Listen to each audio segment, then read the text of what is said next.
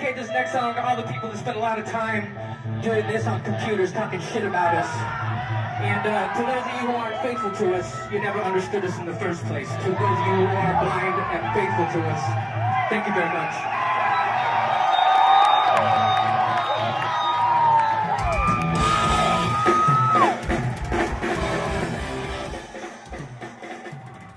Welcome everyone. This is the Mars Volta podcast. I am your host, Albert Kesser. Today we are going to be reading from the site of Jeremy Robert Johnson, who wrote The Mars Volta's Descent into Bedlam, a rhapsody in 3 parts. I first came across this shortly after my army accident in 2007, which was around about when I discovered Wax Simulacra on the iTunes store. I remember hearing the 30-second sample of that song and being immediately intrigued. The artwork for Wax Simulacra immediately enraptured me, and that was my first point of contact with the Mars Volta fully.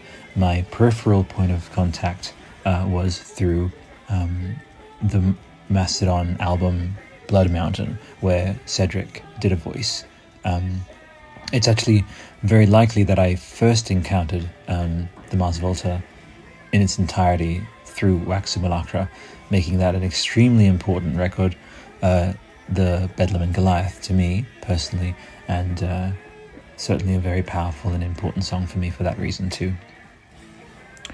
Let us begin. I will read through and take pauses to discuss if there's anything that I would like to add a bit of color commentary, or that I sort of detect some symbolism that's worth bringing up and sort of passing out and diving into. So let's go, folks. I first read this a long time ago. I've definitely forgotten most of it, which is wonderful. You have these things in your life where, rewatching a certain series of a TV show that you end up coming back to it, but with new eyes, and you always pick up more things. And I don't actually think I've fully read the whole thing fully, which will make this a process and an experience of discovery, which I'm sharing with you all who may not actually know what this document is and the context behind it. So Jeremy, by his website, in his bio, he's a writer, and writing this explanation and behind the scenes information about this record, which is to me my favorite, the Mars Volta record, and a very personal one for me because I had some, as I mentioned, very intense times back then with the army, and this was a very cathartic and an album about overcoming a curse was very timely for me at the time when I felt misunderstood, and I felt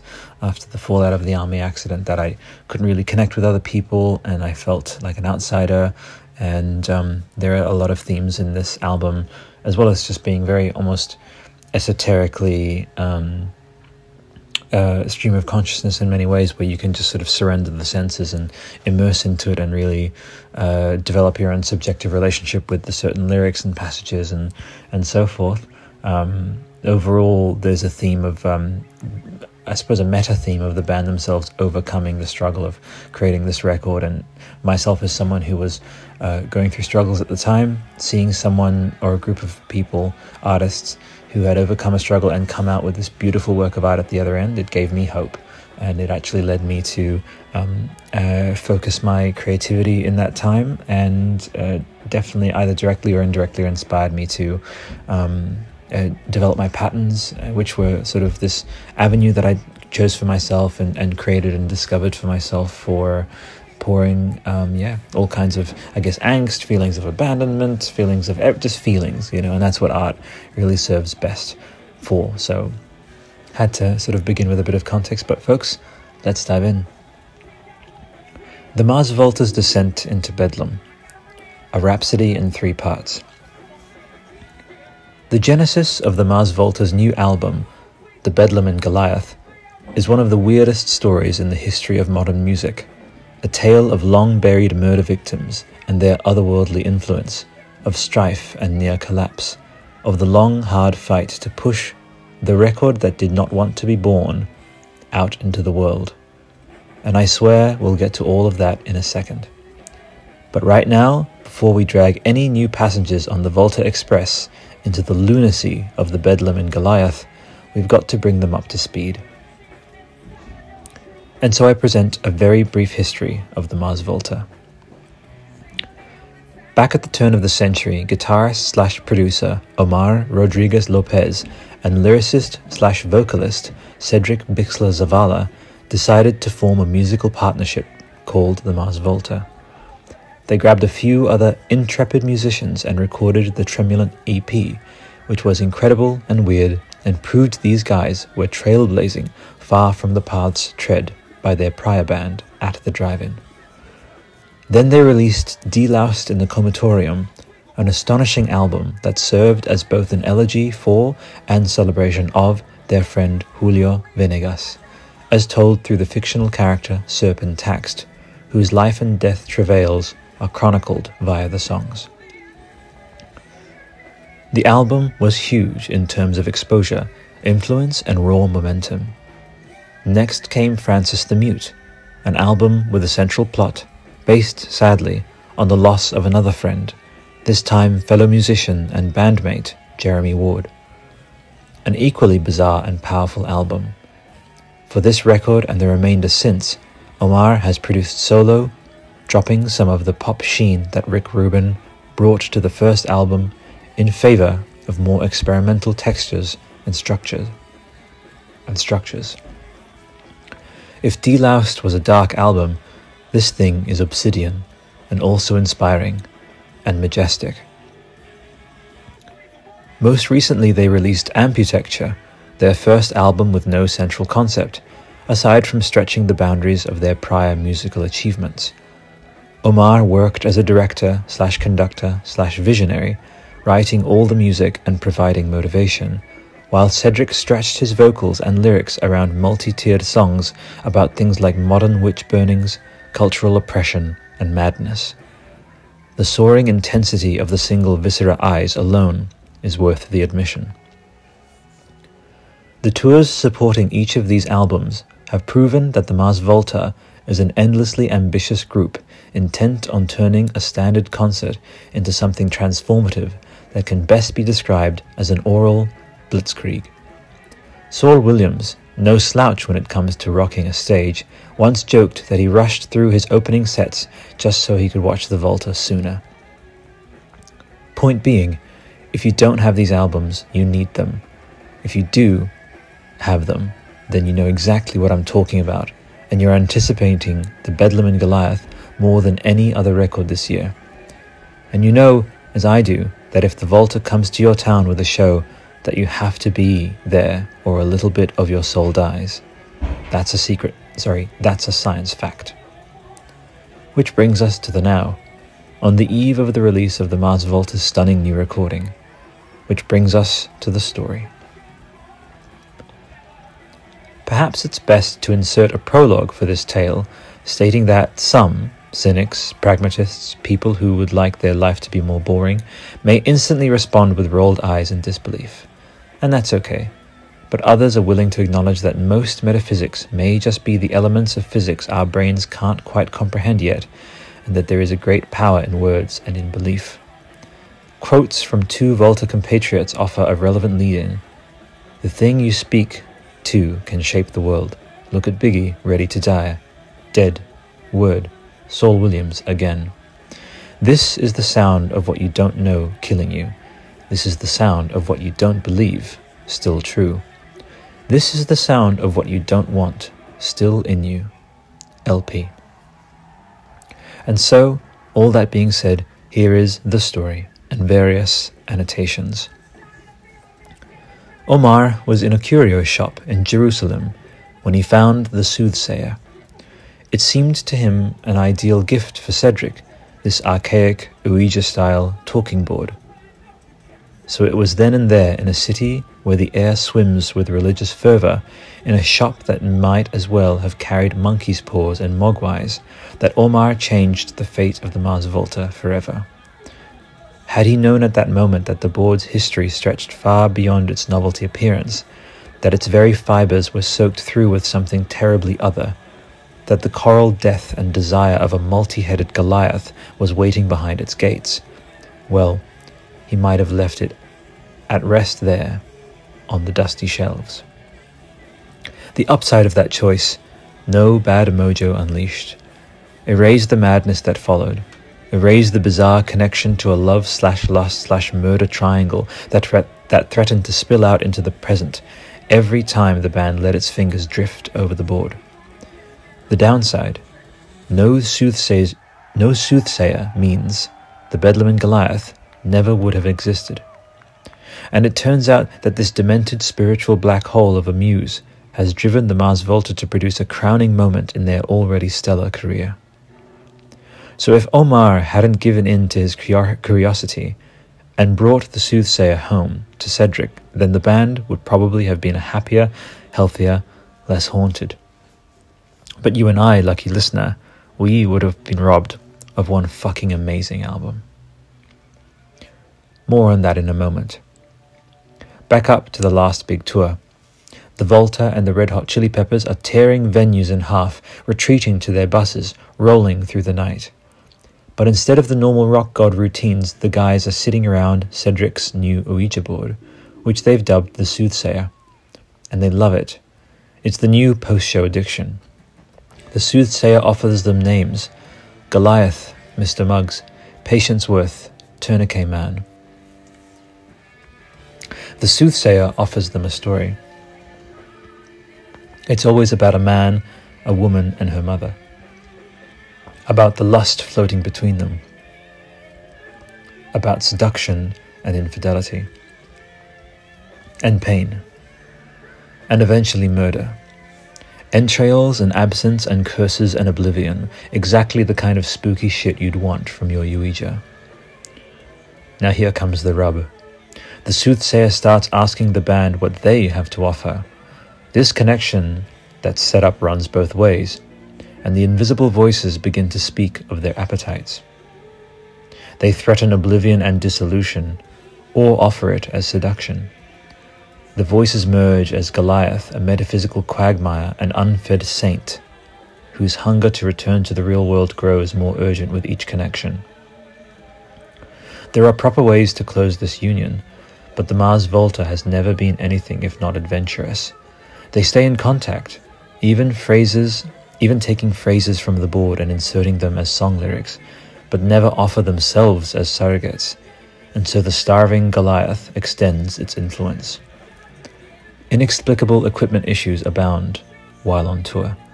Conflict with the existing drummer escalates and results in a change of guard. Ritual gives way to injury and Cedric is laid low by a randomly and severely gimped foot.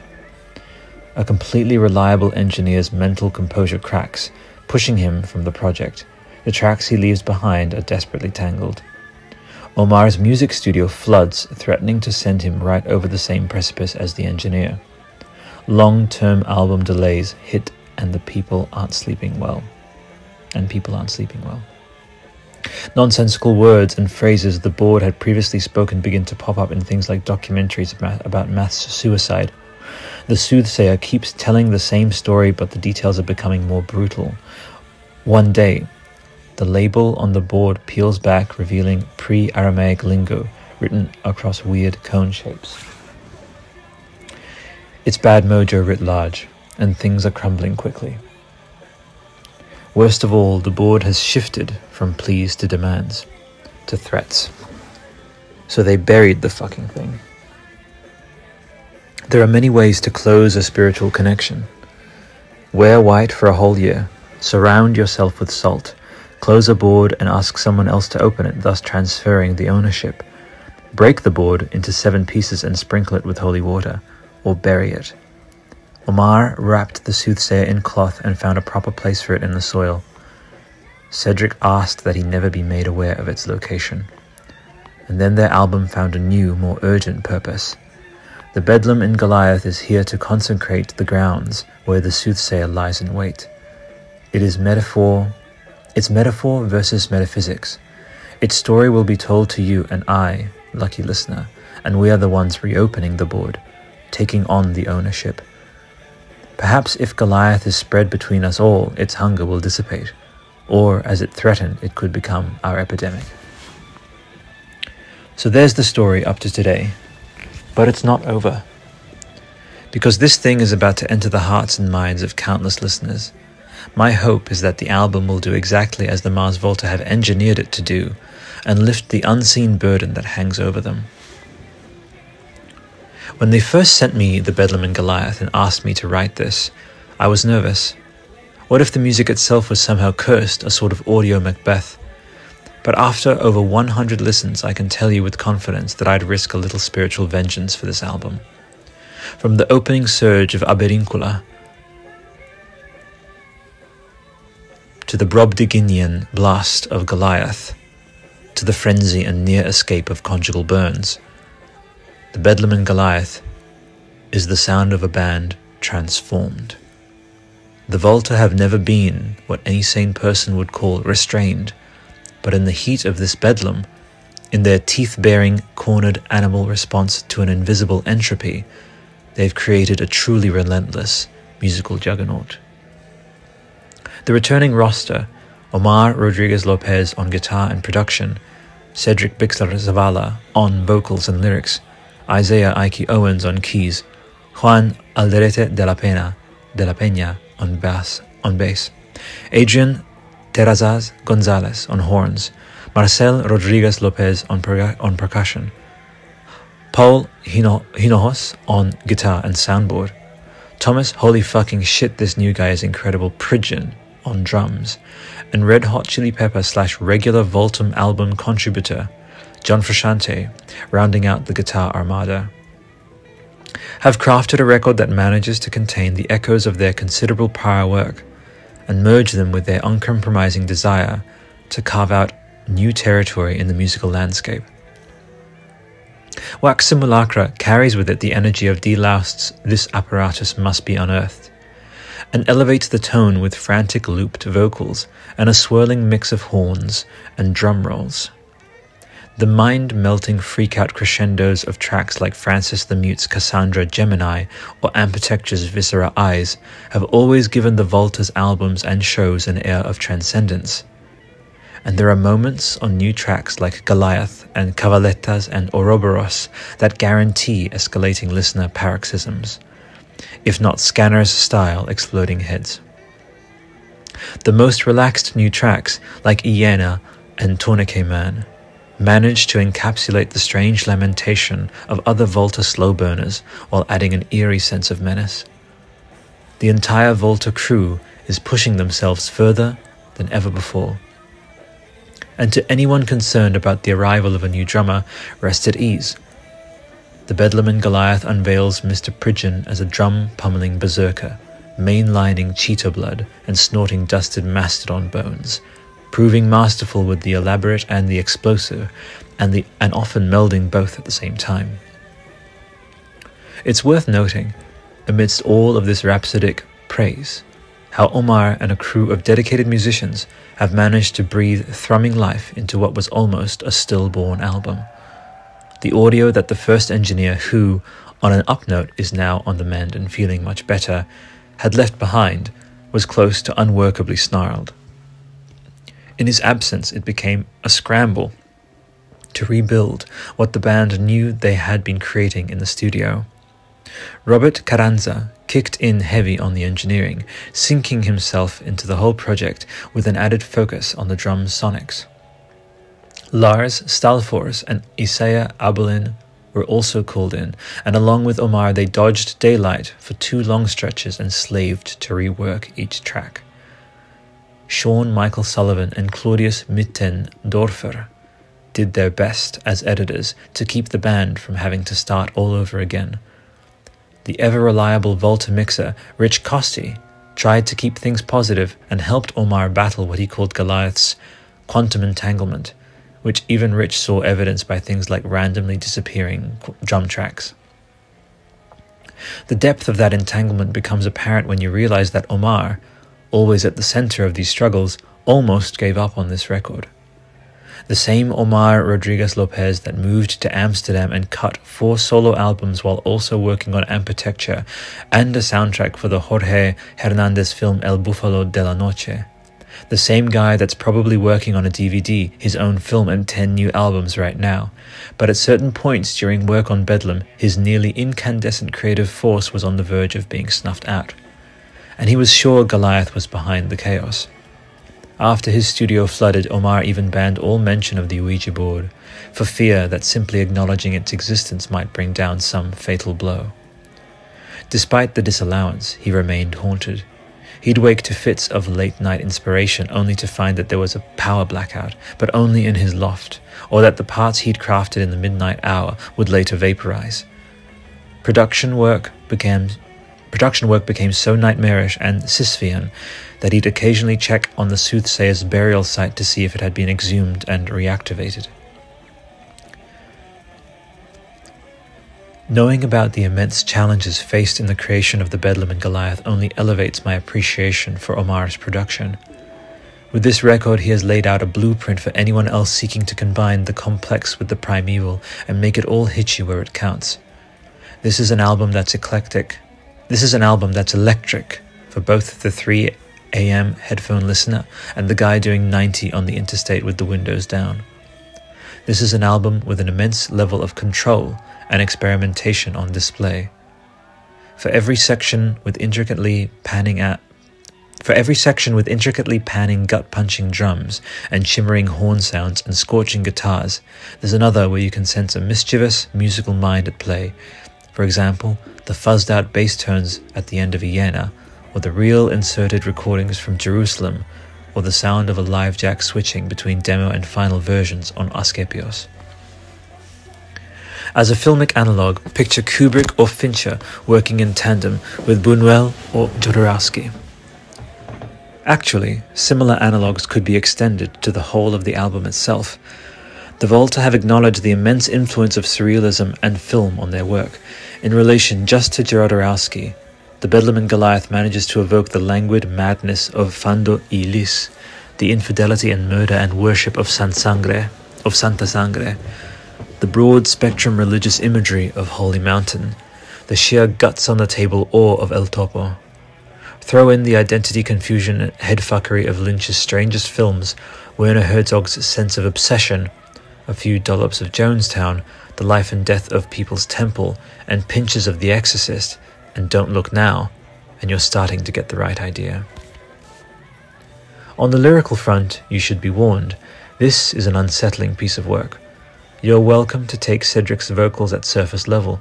He sounds incredible, his range broader than ever, his energy and emotion undeniable. Or you can begin to translate. Cedric Bixler-Zavala, like fellow musical mavericks Bjork and Ghostface Killer, use primarily English words but speaks his own lyrical language. If you examine the meaning behind his shrapnel burst imagery, his obsessions with the grotesque and the profoundly sacred, you begin to realize he's created a complex associative tapestry that's designed with spiderweb precision. And before you know it, you're trapped.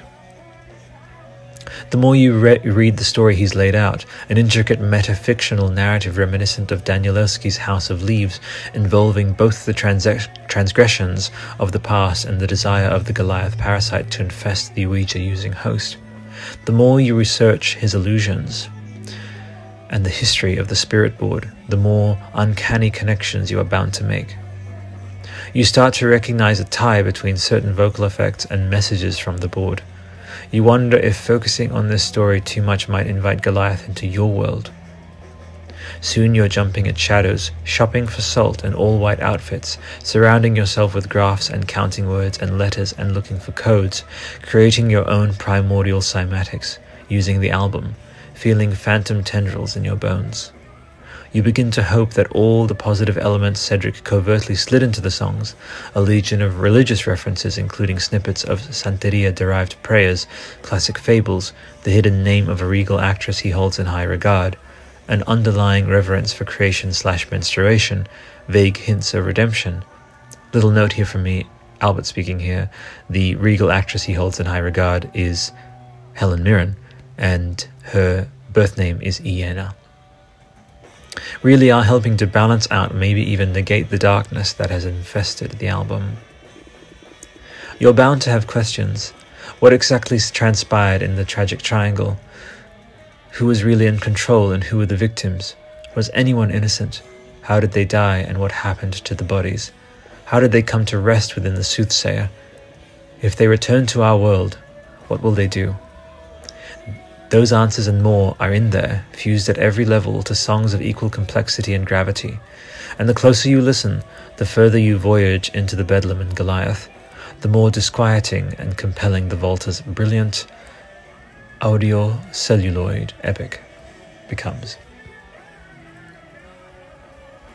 This album is the sound of a band playing magnificently for its life, and it is a recording of such strange power that I believe the Goliath that haunts them will be forever struck down. Word. Jeremy Robert Johnson, October 27th, 2007, Portland, Oregon. The Zion Division, a second stage burial. I am the Simeon Martyr's bullet-borne deliverance. 2. Ideomotor effect, forced cryptamnesia, your shroud returns stale whispers, ropes tighten at each limb. 3. He half woke to a wild leopard, to blood-pregnant air, the smell of his courted collapse, laurel twigs crossed her hidden tools. 4. The holy glyph floats close, its grey light angles suffuse the bones now dust, flesh now jelly, every cell shakes loose its viral code. Supernus pacta sunt servanda. 5. Its hands swept through in the crooked mandible, the chemical lobotomy swung blind, the monoxide possessions, all of it annelid territory. 6. Sandover light shone symbiotic until you saw it swallow shift, your retractions granted final grace. 7. I will not follow your collapsing oblivion. JRJ, October 28th, 2007, Portland, Oregon. First print copy, interment. Bonus material. The first item is a t-shirt design which quotes the Latin sentence from the fixed form Symmetrina titled The Zion Division. I don't know if the actual shirt was ever produced, but it's pretty cool. The Latin says something close to the superior pact will prevail. The second item, well, by the way, from me, Albert, I believe that in a similar way, in the vein of, True Detective Season 1, like the light is winning as dark as things get. There's a sense that as, sentiences, entities kind of encased in this sort of temporary vessel, which is the flesh vessel, light is definitionally inescapable from us because we generate it at all times. So there may be some wider, deeper truths beyond our bodies, but as far as we ourselves, the entity in this body we each live in, light is the norm and light is the default. And then as for whether it's the default in the wider and deeper outer darkness, that's for us to discover at the end, and which will also be the beginning for all of us. The second item is one of many pages of notes from my first listen to the album, trying to simultaneously listen to the music and decode the lyrics and meaning within the context of the sounds. What the hell does flute sob mean? Here we have a very, that's the end essentially of the article, but we have here a handwritten document. 2, 3, 4, 5, 6, 7, there's points. But still distant, first hints of infinite, seamless.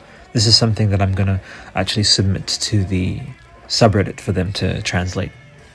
So, there you have it, folks. There, in essentially 30 minutes, is this compelling, beautiful recounting of the experience of the Bedlam of Goliath, which is an outsider's perspective, as you mentioned at the end, Jeremy. There's much that isn't known, and there's much that I believe is secrets and aspects that Omar and Cedric may have created an accord with themselves, with each other, with Goliath, perhaps all three, that those wouldn't be divulged, because putting those into the world would summon Goliath. For myself, I completely hold such stories as this as not only important and as examples of how much of an interesting and never fully quite knowable connection exists between this and other worlds, other understandings. It's, I would say, almost my core story of that. We have, Dan Aykroyd, for example, he speaks about the different worlds and the different aspects of reality that we just only have a limited understanding of. Those obviously go out into, pop culture-ified versions like Ghostbusters and stuff like that, and Conjuring and horror movies and stuff. But one sec. But for me, when I read something like that, it's a wonderful thing that I think Guillermo del Toro would have something to say about this too, in regards to another Spanish language production, which is Pan's Labyrinth, which is the question at the end of, is it all happening in her head, or is it all happening in someone's head instead of it playing out? And as I just referred about maybe 5-6 minutes ago about the flesh vessel and how there's even a line, I guess, in Harry Potter, it's, again, I just pull things, I don't discriminate between sources. If it gets the meaning across, then it does, which is, just because it's in your head doesn't mean it's not real. Very, I have big issues with that author, JK, but that is a very powerful line. And as it happens, we're recording episode 290 of the main show tomorrow, The Matrix, for the 18th anniversary of Reloaded, and just rewatched The Matrix yesterday, and Morpheus's quotes about reality and what is real. If it's just electrical signals, then, that's what reality is, ultimately. It's our reaction to our surroundings, and there's no guarantee that what's around us is actually objectively true. And as I mentioned, we are forever subjectively bound, and this is a core thing of the quantum myth, the lifelong media storytelling endeavor of mine, which is at the very outset of these stories that it's important to understand that we are limited creatures. We aren't like the Goliaths of the outer darkness, of the other realms. We don't have infinite patience. We don't have infinite anything. We're infinite consciousnesses temporarily inhabiting temporary bodies, mortal, fallible, vessels with expiration dates, And it doesn't surprise me that when Cedric dove into lyrics for this one and themes for this one, that with such things as murder and infidelity and such things like that, that would have been maybe a bungee cord out of that darkness. It's very fortunate actually that the band has, just like Mastodon, created this bungee cord out of that darkness, and a channeling place for it, a place to appease it. Because if we talk about psychic disturbances, I do believe in psychic wounds and psychic. I believe there are individuals out there who are so aggressive and so I would say, misanthropic, that they create like scars in the air around them and in the energy around them, and that sort of spills into how people behave around them. And so this, for me, is what Bedlam is it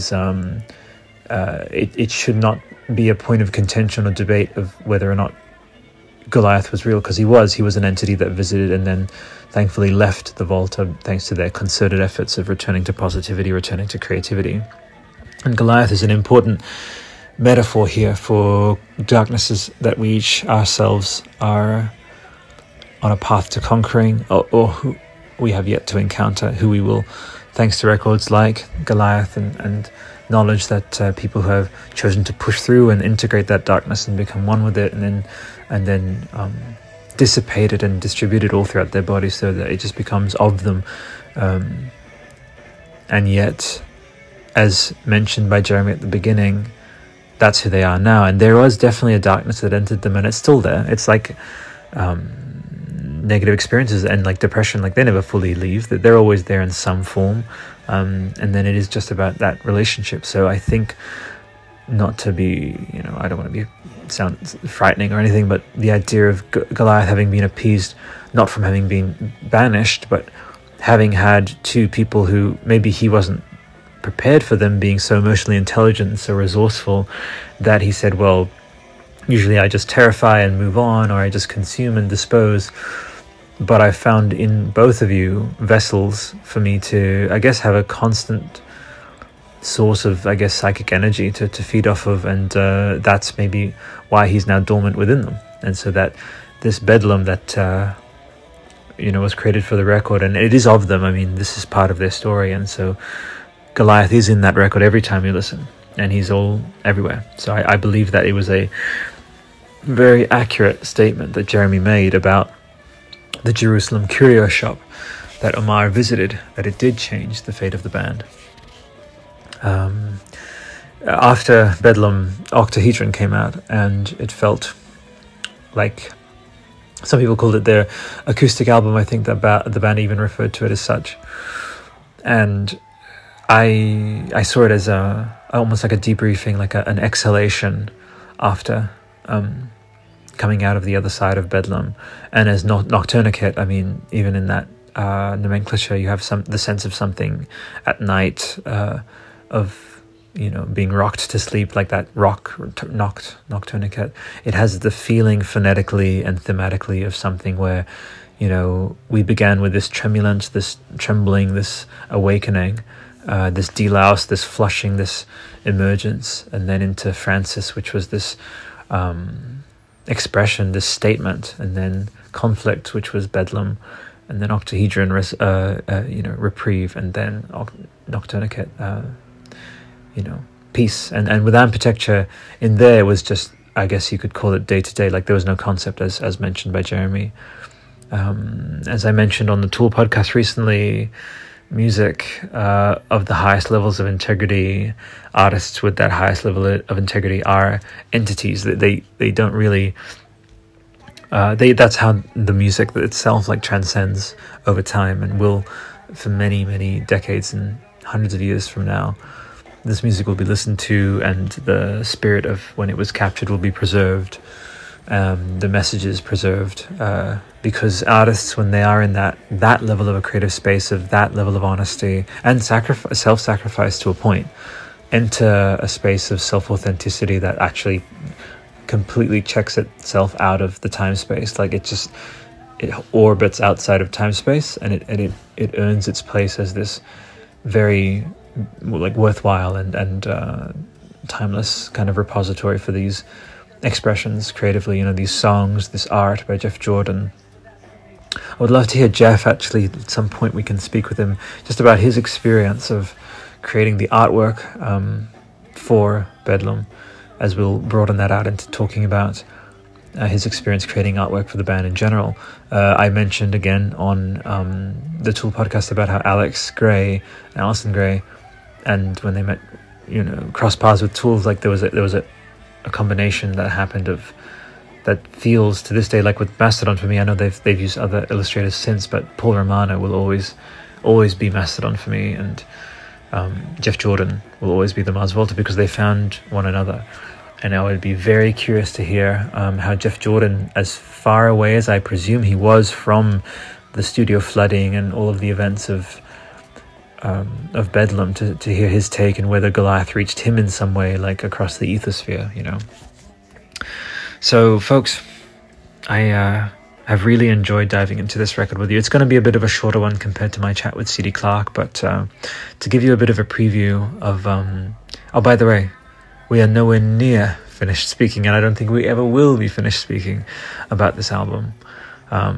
As I believe the Volta will discover themselves, Omar and Cedric, over time, as I'm sure they know on some level, because as I mentioned, with the timelessness that they accessed and made this stuff from, it's like if timelessness were a material, Mars Volta created their work from this material.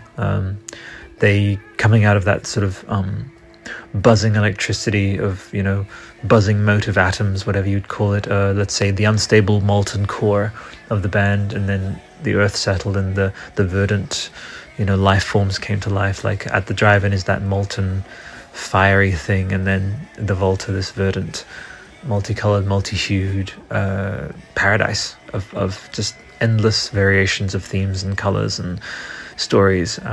That is timeless, because that is a cycle there that I just described of, something coming out of this chaotic space and then stabilizing and then The final part is to re-merge with the earth, and then the tumult comes again, and the cycle begins anew. And so whether or not we may potentially see a new Volta record, this body of material will just be endlessly discussable by myself, as in me speaking about it unto myself with my own reflections, and then exchanging ideas of some of the people I'll introduce now in terms of the next episode, and then future generations too. Absolutely, that'll be so fascinating. And remember, as I mentioned, art of this caliber, of this level of authenticity, of honesty, takes on a life of its own, gains details of its own. It's same thing with Sopranos, same thing with The Godfather, whatever, these where there was just that much poured in, and I call that the reservoir of eternity. I say this about like my fiance, when she's patient to a certain degree, which like doesn't seem human. I say like, oh wow, you're loving like the cosmos now, like the universe now, like that's how you love. And this is how Cedric and Omar create. Like they create like gods. And that's not like some fanboyish thing. It's like they have a sense of when they're creating something, they are fully present with it. They fully throw themselves, their love, their blood, sweat and tears, everything, to the point of pushing through what would have definitely like laid low and deterred lesser musicians with Bedlam, as that true gauntlet. And so I say this about that kind of way of living, way of reacting, way of creating, is that you are actually tapping into the vein of the divine cosmos by doing that, because that's that field of material out there where things like the most worthwhile people were created from that. Like my fiance, I say this, Omar, Cedric, C.D. Clarke, Johan Shearer, the whole Clouds Hill gang, they are made of that same material. That is, and it's not common. It's only extremely passionate people can push through into, and it's never something done on principle. It's just as a side effect of who they've chosen to be. And you might think, oh, Albert, this is very like hoity-toity, grandiose language, but it has to be said in some fashion. And I'm very pleased to put all of myself into what I do, which is quantum myth and these chronicles with the bands and such, with the Mars Volta podcast. In this case, where I can absolutely anyone, I hope to go through the entire Clouds Hill team to have them join the show and present their experiences with La Realidad de los Sueños, and then every figure I mentioned in Jeremy's write-up, to have them, the Bedlam folks, like, this is the beginning. It's definitely not the end with Bedlam, and that's just one record, folk. We have many more. So, and onwards forth, shall I? I'll say that too. Put that into the universe. Come whatever may, folks. Episode 4.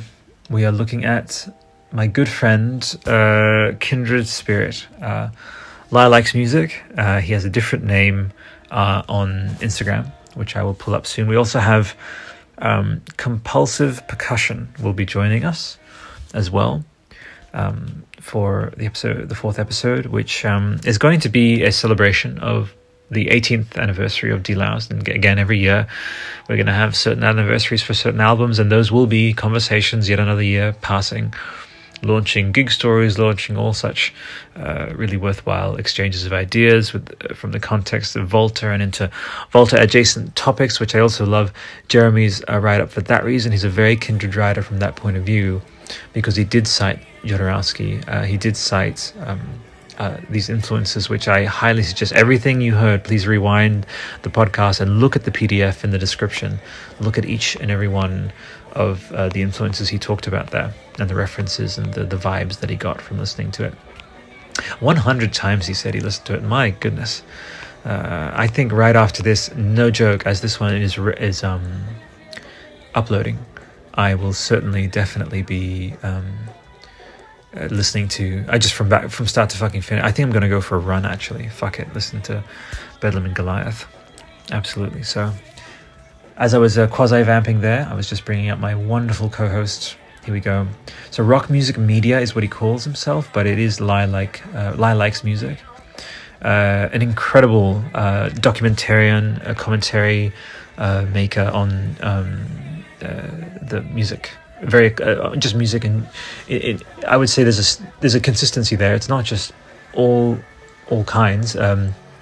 He's an eclectic soul, you can definitely tell, but there's I would just say it's in the family. Like, we're talking Black Sabbath, we're talking Jimi Hendrix. He'll have gone into Bowie. He'll have gone into Muse.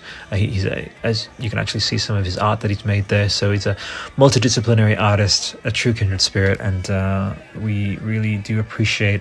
He's made some very kind comments in the comments on the Instagram and also on the YouTube.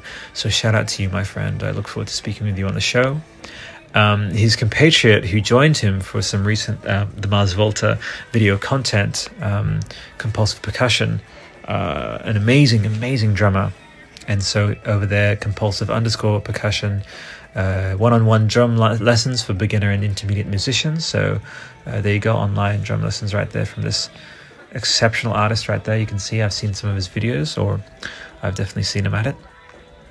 Then we have Shayla, last but not least, our honored guest Shayla, who chimed in a couple of weeks ago, and to put it exactly, it was the 28th of April, and she said, "Hey, I could share a story or two about the Mars Volta. I became enamored with them when I was about 15 years old in 2005. I must have seen them 20 times, perhaps double that if you count all of the side projects and solo shows. I used to bake vegan treats for them, sleep outside venues, sneak into venues, sneak backstage, and on and on. They were my everything for over 10 years, still very dear to me. I'd have fun diving down memory lane and relating to other fans." So, as I mentioned there, so not only onto the show, but definitely an honored guest for sure. So Shayla, looking forward to speaking with you. And to Compulsive, I'm sure you have a name. Let's see if I can bring it up. I don't think it comes up. That's cool. We'll find out soon enough. But and then obviously we have Lilac's music as well. So my three co-hosts for this upcoming episode, and I look forward to seeing what you all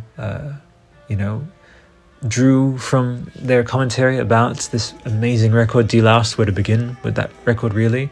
One thing I'll be doing is I'll have the lyrics in front of me, we'll dive in, and I'd like to get riffs from them on the different very, again, lyrically, this isn't smoke blowing to Cedric, but lyrically he is a gift in terms of endlessly revisitable, endlessly reinterpretable lyrics over the whole entirety of the Volta's lifespan, which again we shall see. We shall obviously eternally see. But folks, it has been wonderful going through this chronicle with you of this record, of this band, and I look forward to going forward with it as we make our way towards different anniversaries and such, and certainly as I mentioned in the description, like the Volta forever, you know what I mean, always. That's what this band is. They're tapped into infinity, and that's just in the essence of who they are, and that's very solace bringing, because it means we'll have them forever and onwards forth, no matter what. All right folks, until next time, bye for now.